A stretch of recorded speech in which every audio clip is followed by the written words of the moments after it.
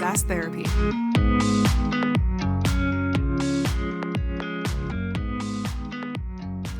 Hello, everyone, and welcome back to another episode of SaaS Therapy, the show where we help you save your most important business relationships, your customers. My name is Todd Kirk. I'm your host. I'm joined by the illustrious and ever-present Casey Trujillo as my co-host. Casey, we are so glad you are here. And I don't know if my adjectives are getting better or worse, but we'll see. Today, what were you going to say, Casey? Well, I was going to say, I think Mark was pretty impressed by the introduction you're going to give to him, but I think his background and where he's been and what he's done is even more impressive than those wonderful adjectives that you used with me. It's true. In fact, that is a good segue, Casey, into who we have on as a guest today. I'm really excited to have Mark Sunday on. Mark Sunday is the former CIO of Oracle, and he has been a great mentor to us here at Brainstorm, and it's wonderful to have him on the show. Mark, we are so glad you are here. Welcome to SaaS Therapy. Well, thanks for having me. You know, I don't think we know who you are, and obviously your name is one that is I don't want to say infamous. We'll say just really well known here among the Brainstorm crew. We just think you're such a rock star and wonderful advisor with such great insight. But maybe it'd be helpful before we dive in, just if you could give our audience a little bit of background about who you are. Oh, that'd be great. I spent 20 years working for big semiconductor companies, Texas Instruments, ST Microelectronics, and then I was with Motorola Semiconductor. So in those last two roles at ST Microelectronics as well as Motorola, I ultimately became the CIO. And so when Siebel Systems was growing really fast in the very, very late 90s, early 2000s, Tom Siebel said that, hey, our company's quickly outgrowing all of its infrastructure processes and systems. So we need to go get a big time CIO. So they came and approached me to Motorola, and I ended up moving with my new bride to San Francisco 26 years ago. And I was CIO at Siebel Systems for 6.5 years. And then Tom sold his company to his previous boss, Larry Ellison, and suggested that you really need to hire this guy as CIO of Oracle, in which Larry did. And so on my 20th anniversary, which was 5 years ago, I retired from my joint Siebel Oracle time. And I'm doing now the best chapter of my life. I split my life roughly in thirds, 1/3 engaging with startups, either as advisor or board member, 1/3 giving back a lot with the University of Utah, where I'm working both with the business school and the School of Computing, and 1/3 that I'd like to even be bigger, taking amazing ventures with my beautiful bride of 26 years. Mark, that is amazing. You've lived an amazing life in a short amount of life, which is crazy. Let the audience get to know you a little bit better, Mark. Now, if you could go back and do this all over again, would you go into a big organization like a Siebel or Oracle, or would you go back and do a startup? Saying you could go back with all the knowledge you have and go start again, what would you rather do? Would you rather go to a big organization and take the expertise that you've gained over the years, or would you go to a startup and begin there?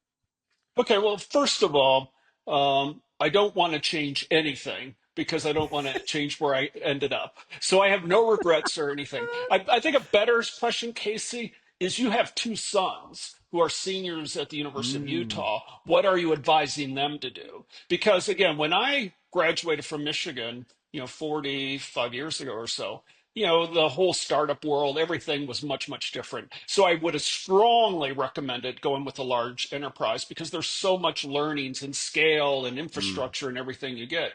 But today, I'm really quite torn of how to best advise my sons. Like my one son did an internship with Korn Ferry over the summer, and there's great value being with an organization with scale. But my other son's internship experiences have been with startups. I think in each case, they learned a lot, probably more so the one that went with a startup just because he got his hands dirty. So this is a tough one for me. I think there's great value in learnings with going with big companies. I think there's also unbelievable experiences of touching every aspect of the business when you go with startups. But it's not crystal clear to me which one I would prefer. One thing I wouldn't do is go with an organization so large that you can't see the light of day, that what Mm, you pocket, what you're involved with, isn't material to the overall organization. So let me go back to my son that was at Corn Ferry. He, as an intern, was in the data analytics and AI innovation organization. So if you take a big organization, but you end up in a cool place, then yeah. you can have a really a great experience. So I love the startup community that we have here in Utah. I love the startup community, of course, that we had in the Bay Area. But on the other hand, there's an incredible opportunity to learn from from big organizations. I love it, Mark. That was a great answer. Better question. And I think that's the right approach we want to take for today's episode is we have a lot of different organizations that listen to this podcast. There's some very established software vendors. There's some that are just in a startup mode. And what we wanted to tackle today, Mark, is everybody wants to. Again, not every software sells to someone at your level. They might do something on the HR side of the house. They might have some application built specifically for sales. But we're just gonna speak to you as a former CIO, um, as you are as people would bring in applications to you and say, "Hey, Mark, we really like this application. This is why we want to purchase it."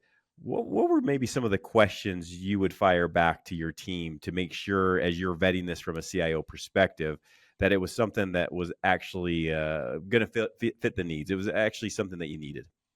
Okay, well, first of all, I'll go back, take away from your premise.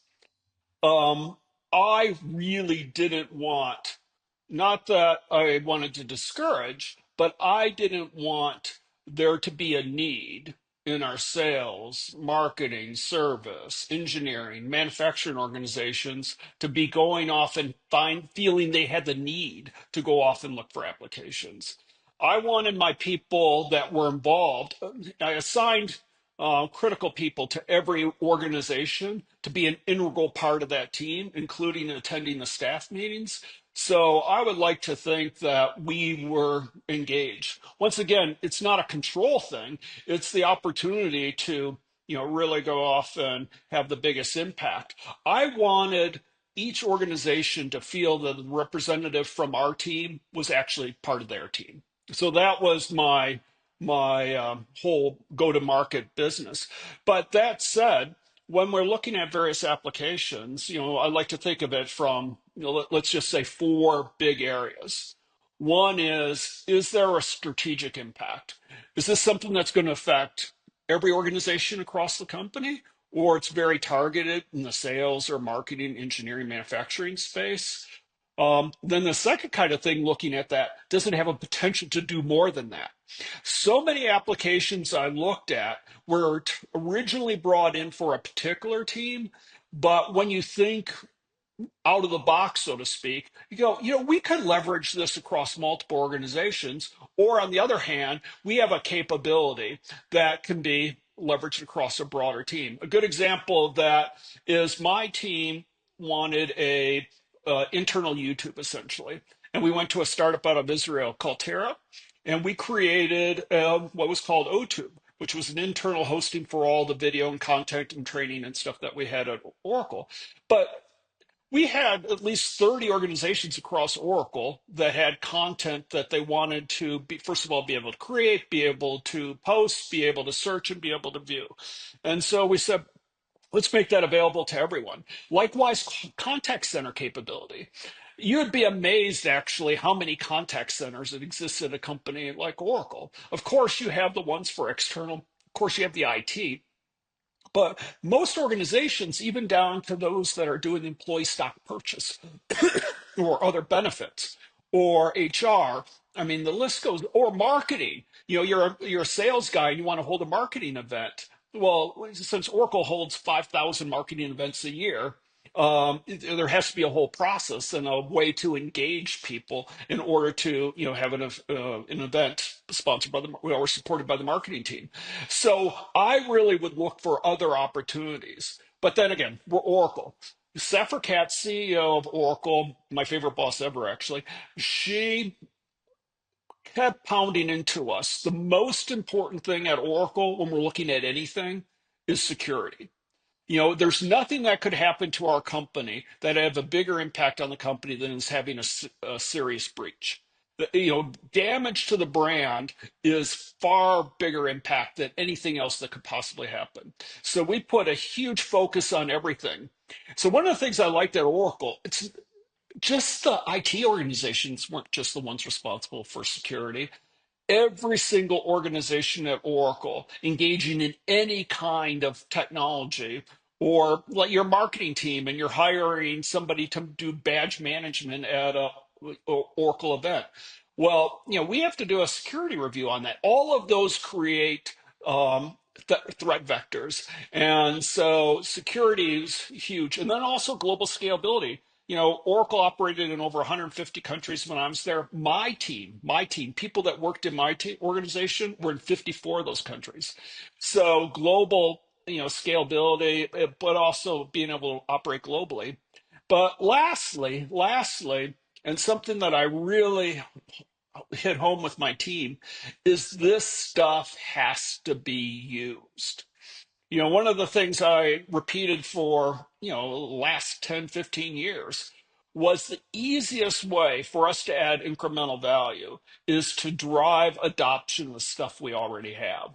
And I don't care how good you are or what the situation is. I could have the shiniest rock, the most beautiful thing that had cost you nothing to implement, but add great value. And when you have 145,000 internal users, you'd still only have 35% adoption unless you really did something to be able to get out in front of these guys, catch their interest, show them that this thing can have a sizable value. So what I think, summarizing back, strategic impact, security and scalability, and the ability to actually be implemented and drive real value. Mark, okay, so I have an important question for you, which is, as you're talking there, I started to think about the fact that I think one of the things that you would say, tell me if this is right or wrong, is that part of the role to be an effective CIO is to be not just somebody who's reacting to the requests of the business, but being proactive, understanding the needs of the business, and then being able to step back and look strategically and not just tactically. And so many of the organizations that I talk with seem to get frustrated internally and feeling like the CIO is immediately going into tactical questions around, well, is this a duplicate app, or is this going to cost us more money? And it's very reactive set of criteria. And it seems like from your perspective, it's very much focused on strategically trying to understand the impact to the business. Oh, absolutely. I would hate any kind of role that I was reacting to just stuff that's going on. One of the biggest efforts, maybe one of the biggest outside building like a giant data center or something like that, but just a software effort was when Oracle was transitioning from a largely field sales organization, 25,000 or so field people, and as many of you have maybe dealt with Oracle, an effective but pretty aggressive team, into largely, being able to do a lot with an internal sales, whether it be business development or closing deals and stuff. And part of that transition also is happening as you're going from mega on-premises deals to subscription-based cloud deals. The whole sales process needs to change. Well, it wasn't the sales organization that came in and said, we need an entirely new CRM for how an internal salesperson works versus a field person. It was Mm. my team and I.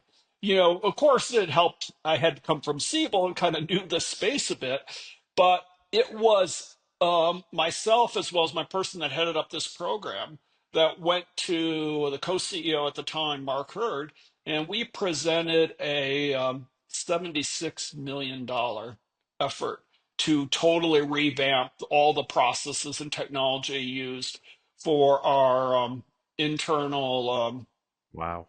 our internal salespeople. And I don't think Mark Hurd had ever said these words before, but cheap at twice the price. Of course, Mm, we asked for 18 months and he gave us 11 months to do the project, but nonetheless, that's an example of I really felt that we needed to be we needed to be leaning in and figuring out how we can add business value. That was true early on with web-based applications. It was true early on with mobile applications. It was true early on with, take a big personal pride around employee experience. mm, And really, how can we reinvent how we engage with our employees? Like I threw away all things like your traditional call center metrics of how many people you process. I look at, the cost of what somebody that I have, perhaps in a less expensive country, supporting some, $500,000 a year salesperson is we ought to do whatever we can to see that they're getting as much value out of our stuff as possible. So again, my whole thought, everything, my DNA is how do we drive some real strategic value across the organization? well, Mark, that's why you're successful. I think that's a playbook that everyone should be taking. One of the things I want to go back to that I found extremely interesting is you were talking about getting some application to assist with internal content where people could find and search. And I think you even threw out a name of a startup organization. So my question for you, Mark, is a startup organization trying to get into Oracle, what are maybe 2 or 3 things that a startup should do in presenting themselves to a large organization? Because I know there's startups all over there that want to get into a major organization, a major enterprise organization. They think, I can't, I'm a startup. There's no way I could get in there. So one, how did that company get in there and talk to you? And then two, startups usually like to pretend that maybe they're bigger than where they're at, or Oh, you maybe that think? they have more customers than where they're at. So how do you Oh, you also think? present that in a way that's honest and has that integrity? So how did this startup get in with Oracle, and what are some do's and some don'ts that you would give to advice for startups in trying to get into an Oracle size organization? Well, first, on a broader sense, a good way to get into within my organization is the people that are responsible for that area. Like there's in the last few years I was at Oracle, there was a Israeli company once again that had a really interesting security solution. Again, all the people in that company would fit in my office here in my home, but what they were doing was incredibly creative.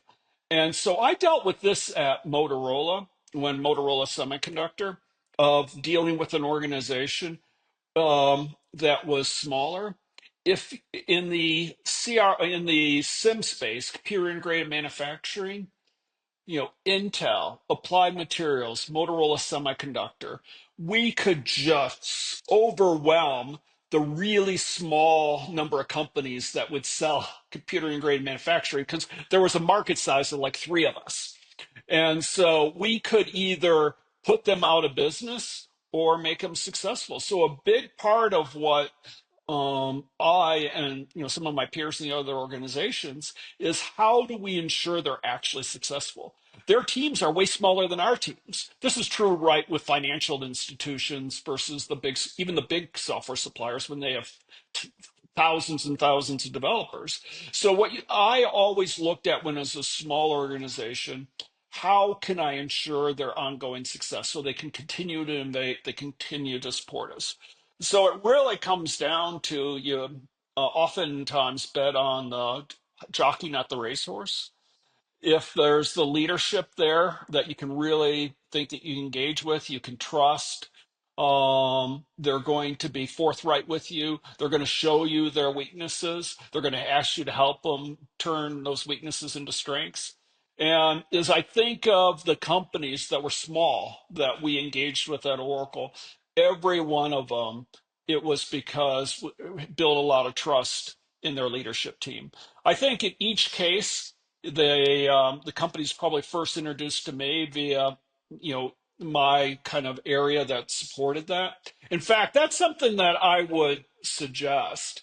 As I worked with a number of companies, um, a not a good way to success is jump to the CIO and have the CIO go and tell the people within the organization, we're going to change the way how we do builds, for example, of our development platform, or we're going to go change the way we, do authentication or whatever. The initial pushback will be either we can do it ourselves or what we've got is already good. The past, even if they're not that out forthright, the passive resistance will kill you. So I always really appreciated when stuff came up through my organization, when suppliers understood that, you got to win these guys over. If you sell to me, you still got to win them over because I'm not going to do it if they're resisting me all the way. So while I would see something or read something, I would send it to the appropriate person in my organization. What do you think of this? By the way, I'll tell you guys, I learned something from that. For some period of time, I would say, "Hey, Casey, what do you think about that?" It would launch 1,000 ships. Just Mark sending something. What do you think about this? They would go off to the races. When all I truly wanted to know, do you think this dog hunts or is a good idea or a stupid idea? I wanted the candid opinion. But it took a while for me to learn that if I asked a question, that was often interpreted as a command. Mark, I love that. And the insight, at least for me, I think, and for our audience, they're going to love just getting to hear what's in your brain. And what the question that I keep coming up back, it keeps coming back to me is, are you would you describe yourself as a duckling in a group of geese, or a goose in front of a bunch of ducks, or is this what all CIOs are like? In other words, what is the persona of a CIO like? Like what you're describing, is that 90% of CIOs, 20% of CIOs? I'd love to get your perspective of, like, when you can look at your peer group around you at different organizations. What is kind of the breakdown of kind of this mindset of how you're thinking about it versus maybe what the rest of the world thinks about it? I don't know. I've met thousands of CIOs, and I can't really say I know how they really operate because I meet them doing a roundtable or what have you. Some I've been incredibly impressed with just their like technical or business chops. And really, they are game changers. But those are the ones I had affinity with, and I tended to get to know better and better. So the ones that were like order takers or their first response is no, then I didn't connect with them that well. I'm sure they exist out there, but I've had far more experiences. The ones that I've really connected with, I learned something from, I admired. I go, gosh, this gal are really impressive. I couldn't do their job as well as they're doing their job. So those are the ones that I tend to spend more time with. I don't know if that's the norm or not, but come to think of it, from our sales team, and again, sales team have never been biased about anything, but from our sales team, you'd think that the CIO community is a bunch of buffoons, but nonetheless, you know, uh, I'm not sure that I would suggest the job, to my sons. It's a tough job. Like people are amazed. Yeah. I lasted at Oracle till I chose to depart. There was a pool, a betting pool when I joined. Well, on whether I'd last 1 year or not. And then when I made it past 1 year, they updated the pool to be whether I'd last 2 years or not, and ended up 13 and a half years, which gave me 20 combined between Siebel and Oracle, experience. Amazing. And yeah, but a lot of things is I think I'm going to share something. I speak a lot to students. I've got two things this week where I'm speaking to students, and I think a thing that made me really kind of like an important ingredient to any success I've had, both on a personal and professional perspective. And I probably shared this with you before, Casey, as well, is that when you have 140, 145,000 employees, many, if not most, might not share your opinion. Many, Mm, if not most, might not agree with your decision. But I would like to believe in my 13 and a half years as CIO at Oracle, I never, ever, ever gave anyone reason to question my intentions.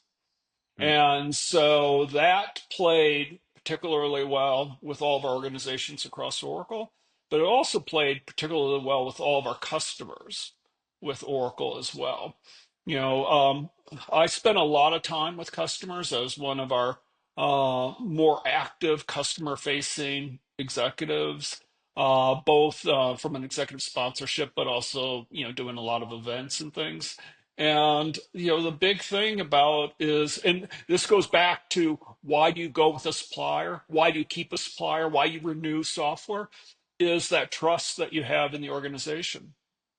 That Ford once did a study years and years ago, Ford Motor Company, that you can actually have higher level of customer perception if you had a problem and you fixed it than if the problem never occurred in the first place.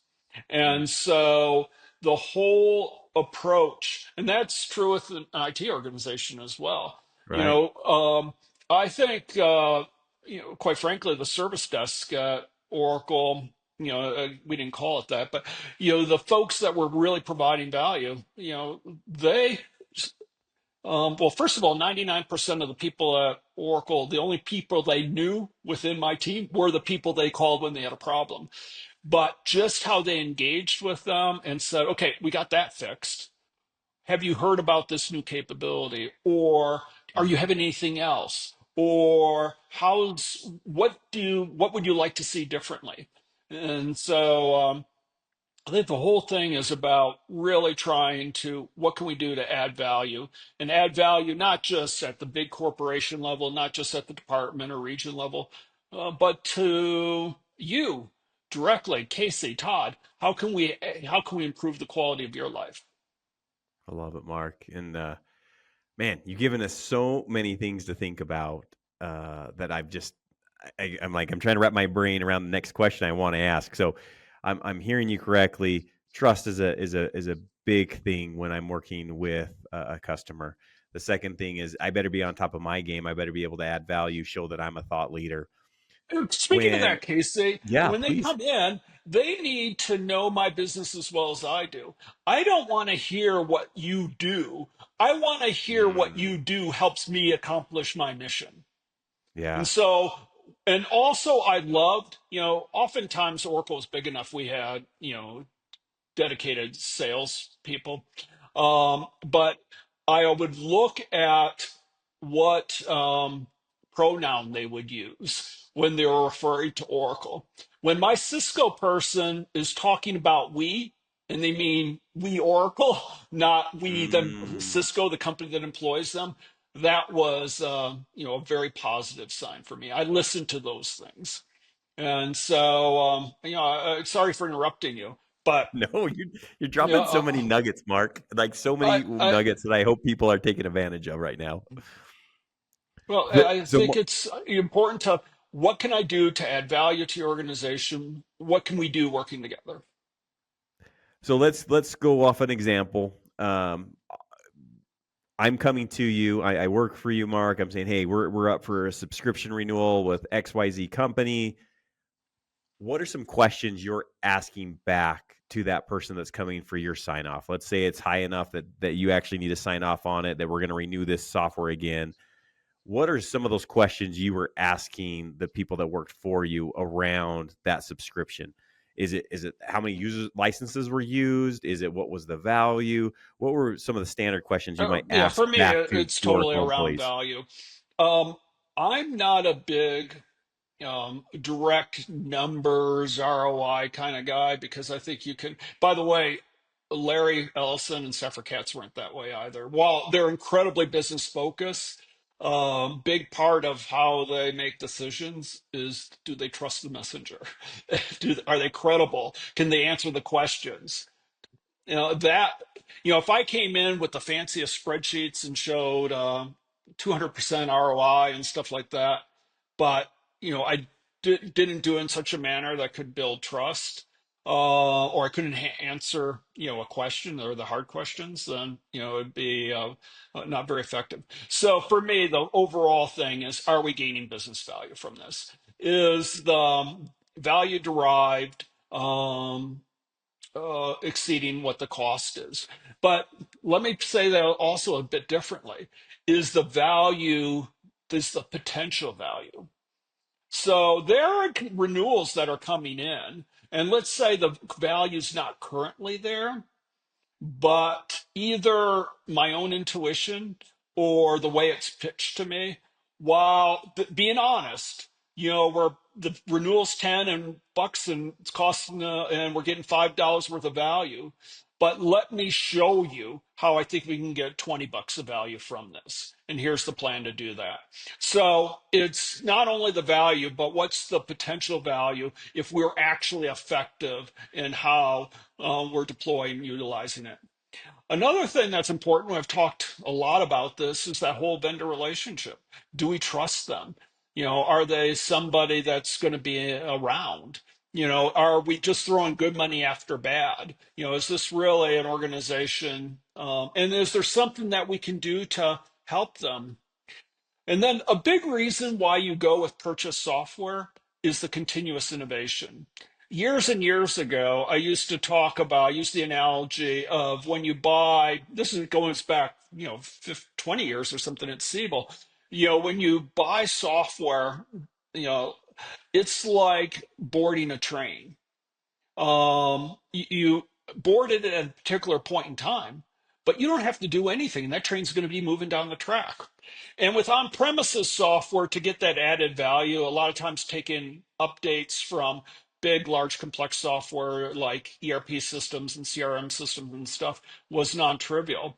But with cloud-based systems, a lot of times the updates, applications of those updates and stuff are actually done for you behind the scenes. Others, you have to go in and prove that your integrations and that stuff work. But it's a tiny, tiny fraction of what it used to be. So when you buy versus build, and you didn't directly answer this, but also, but what I'm looking at when I sign up with something, is it continuing to move? Are they continuing to innovate? And then another aspect is the friggin' thing working? Is it reliable? Is it available? Is it performing? What is the, if I went and asked our users, let me just call them up. Hey, what do you think of this collaboration product or whatever the thing is? And I don't care what my team says, but if I go and ask somebody who actually uses it for their day job and they're not happy, well, I'm not going to be happy with that either. So, there's a lot of things that all go together. Is it getting the value of the return? Is it meeting expectations in terms of performance, reliability, availability? Are they continuing to innovate? And is the relationship with the supplier one that we're mutually enjoying the relationship? So good. Mark, I think what I took out of that is, you listed about 4 things that you think about when it comes down to renewal. And the majority of what you mentioned was actually about looking forward and anticipating value in the future rather than the value that you received in the past. And I think one of the big misses that a lot of companies do is when it comes time for renewal, they focus on, look at all the things we did, not look at all the things we could do or look at all the things that we have the opportunity to achieve. And that anticipating a value seems so important beyond just, did we deliver what we said we would do in the start? And my nature is one of optimism. It's not that the half full or whatever, it's the cup's too damn big. No, I'm completely an optimistic person, so I tend to look at what is the upside, what's the silver lining in this, and how can we make this special. But that said, sometimes you need to move on. The market is evolving so rapidly, and now with cloud-based solutions, it's relatively inexpensive, much less than when you're buying on-premises software and setting up environments and everything to run it.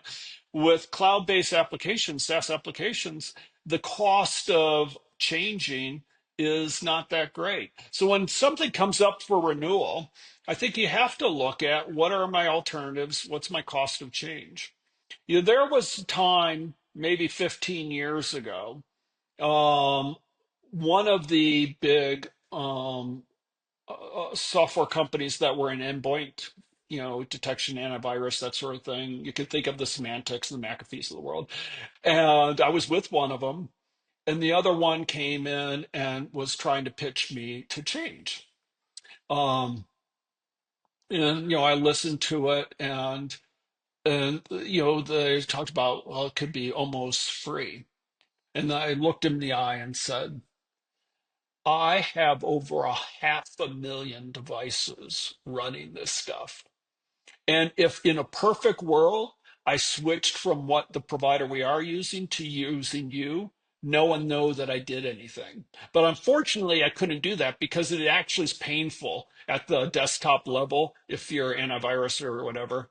So even if you paid me $10 million, you paid me, and not me paying you, you paid me $10 million, it would not be worth it to go through all the hassle of disrupting every employee at Oracle to change that solution out.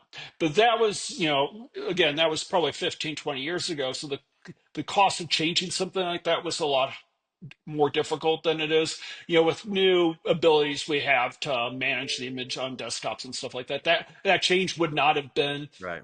$10 million painful, but it's like one of those things that I think it's important to look at what the opportunities are, but you also have to look at what the impact of the organization is. By the way, I'll share you a story. When my during while I was at Oracle, we assimilated 140 companies. We bought Mm. 140 different companies during my tenure at Oracle. And the ones we got very excited about were the big ones. It started off right before I was there with PeopleSoft and JD Edwards. And then we came in at Siebel. And then we did a number of ones like BEA and then Sun Microsystems and so forth in 2010. And we were always really excited about that because not only did we you know, get like for example, Sun was in 350 cities. We are in 350 cities. The synergy I can get from having one network instead of two completely in networks, I can drive some real cost value, and that if we do a really good job, we can retain some of that, invest in others. But the teams and stuff we would get with that. So we found that the big companies we acquired were very accretive. The smaller ones we'd just have to absorb in our existing budget. So that wasn't, it wasn't bad, but it wasn't like a net positive typically. But then everything changed when we started acquiring cloud-based companies because these relatively small startups, who in many cases didn't even have an IT department.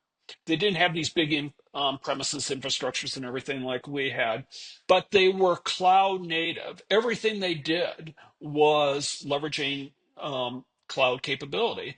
And for them, nice thing for them, they didn't really have to worry about global or scale. So they could choose solutions that wouldn't quite work necessarily for Oracle. But nonetheless, it was a fabulous learning for us as we are transitioning Oracle to be a cloud company, that we acquired all these cloud companies that were cloud native and had a cloud culture. But one of those software ones that we made 10, 12 years ago, a long time, we were the first big company as far as I know of, was with Slack. Mm. We would have had to pry Slack out of the cold dead hands of some of these startups we are acquiring, and so we finally decided that if you can't beat them, join them. So we took that learning from a handful of small startups that were pissant compared to us, tinier than my security department all in combined or whatever. But so we got learnings, and then we made Slack the standard 10, 15 years ago Wow. across the entire company for that form of collaboration. So anyway, there's it's been an interesting ride where stuff comes from. It comes from different places, but I really told my team, let's take every opportunity. First of all, with those big companies, I'll tell you another story. We're a California-based company. So I asked every one of the folks as they're engaging with a company like BEA or Sun or what have you, to think of yourself as a prospector. And I don't want to hear about all the rock you find. I want to hear about the nuggets of gold. What Mm, does Sun do that's better than what we do? Who do they have that's better than their counterpart at Oracle? What processes, what technology had they deployed that we should, make not only keep, but make the standard across all of Oracle? And I rewarded folks. I don't want to hear about any of the rock. I don't want to hear how shitty they do. Of course, you'll hear that all the time from your team. I just want yeah. to hear what do they do really well, and if we adopt it across the organization, that's going to be rewarded. I want you to find those nuggets of gold. Well, the nuggets of gold used to be from the big companies, but then once we start acquiring these cloud companies and switching ourselves, a big on-premises company, a cloud company, the real learnings, those nuggets of gold, were in these cloud native startups or these companies that were starting to deal with other things like hyperscale and stuff that we hadn't had to deal with at Oracle. Jeez. Mark, that's amazing. Again, for all those software vendors out there that feel like, this small account that I have, gosh, what value does it actually have? You just don't know. I mean, it just makes me giggle inside that Oracle acquires some of these companies, and that company's using Slack, and that's what turns you to use Slack all up at Oracle. I mean, holy cow, that's amazing. Mark, one last It was question I more have than for one, you. but it was a couple of them. Yeah, But yeah, yeah, we yeah. But still, decided, but yeah, it's a learning. yeah, it's a We had to learning. do it. Hey, by the way, one of the things I've said about cloud has allowed small companies to look like big companies, Hmm. but the converse is true too. Cloud has allowed big companies to do some dynamic things like small companies. Mm. It has improved the time to market for big companies as well, exploring, trying, Yeah, doing, right. trying different things and so forth.